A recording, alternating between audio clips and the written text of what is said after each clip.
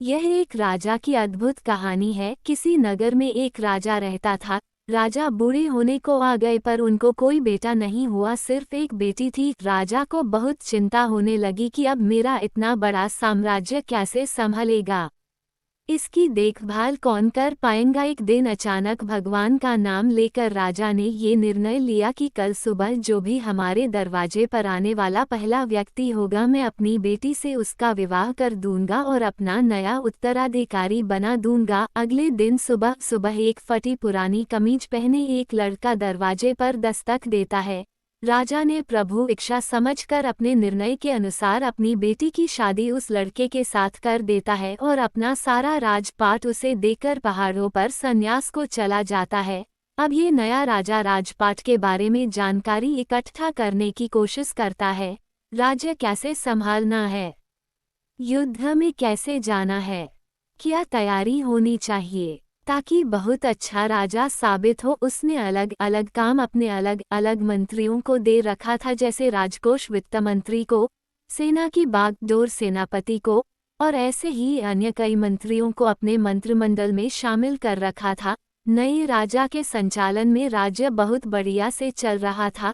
सारी प्रजा पुराने राजा की बहुत तारीफ कर रही थी कि क्या राजा चुना है। महाराज ने समस्त प्रजा के हमदर्द बनकर सदैव खड़े रहते हैं। यहाँ राज्यसभा के समस्त कमरे में समय समय पर सब आ जा सकते थे, लेकिन एक कमरे में सिर्फ राजा ही जाते थे। ये इस कोठरी में 10-15 दिन में जाते थे और किसी को जाने की अनुमति नहीं थी, यहाँ तक कि रानी को भी नहीं। अब समस्त दरबारियों को जिज्ञासा हुई कि आखिर इस कमरे में ऐसा क्या है कि कोई उसके अंदर देख भी नहीं सकता। जानने की इच्छा सभी को थी, लेकिन कोई पूछ नहीं पा रहा था। फिर बड़ी हिम्मत करके वित्त मंत्री ने पूछ लिया कि माफ कीजिएगा राजा साहब, लेकिन आखिर इस कमरे में प्रवेश वर्जित क्यों है, क्या है इस कोठरी में। राजा ने उन्हें डॉट दिया और कुछ नहीं बताया। कुछ दिन बाद सबने कहा कि अब सेनापति ही पूछ सकते हैं, इनकी बात राजा को माननी पड़ेगी। जब सेनापति राजा से कमरे के बारे में चर्चा किया तो राजा ने उन्हें भी कुछ नहीं बताया। यहाँ से सबके मन में एक ही विचार आ रहा था कि अब रानी ही है जो इस जिज्ञासा को समाप्त कर सकती हैं। सब ने रानी से कहा कि आखिर इस कमरे में ऐसा क्या है कि महाराज आपको भी जाने की अनुमति नहीं देते। फिर क्या था, रानी ने तो एकदम जिद पकड़ ली कि अब तो मुझे जानना है। राजा के बहुत समझाने के बावजूद भी जब रानी नहीं मानी तो राजा उन्हें ले गए और कमरे का दरवाजा खोला। देखा तो उसमें कुछ भी नहीं था, एक फटी कमीज और कुछ फाटे कपड़े टंगे थे। सब ये देखकर हैरान थे तो राजा ने बताया कि मैं अपने शुरुआत को याद करने के लिए यहाँ आता हूँ। मुझे जब कभी यह अहंकार हो जाता है कि मैं राजा हूँ, मैं इस राज्य का सम्राट हूँ, मैं ही सबसे बढ़िया हूँ, तो यहाँ आ जाता हूँ।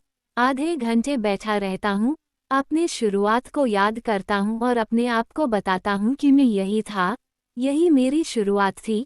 वो तो पुराने महाराज का शुक्र मनाओ कि मुझे राजा बना दिया। थोड़ी देर के बाद जब अहंकार टूट जाता है तो साफ और सच्चे मन से बाहर आ जाता हूँ और अपने प्रजा की सेवा में लग जाता हूँ। ये कहानी हमें बताती है कि अगर जिंदगी में कभी आपको ईगो आ जाए, आप अपने को बेस्ट मानने लगो, आपको लगता है कि मेरे जैसा तो कोई है ही नहीं, तो अपने शुरुआत को याद करिए, अपने स्ट्रगल वाली पुरानी जिंदगी को याद करिए। आप सरल होने लगेंगे, विनम्र होने लगेंगे, जमीन से जुड़ा हुआ महसूस करने लगेंगे। इसीलिए कहा जाता है कि पैसा इंसान को ऊपर ले जाता है, इंसान पैसा को कभी ऊपर नहीं ले जा पाता। दोस्तों, हमारे इस चैनल को लाइक और सब्सक्राइब अवश्य करें। धन्यवाद।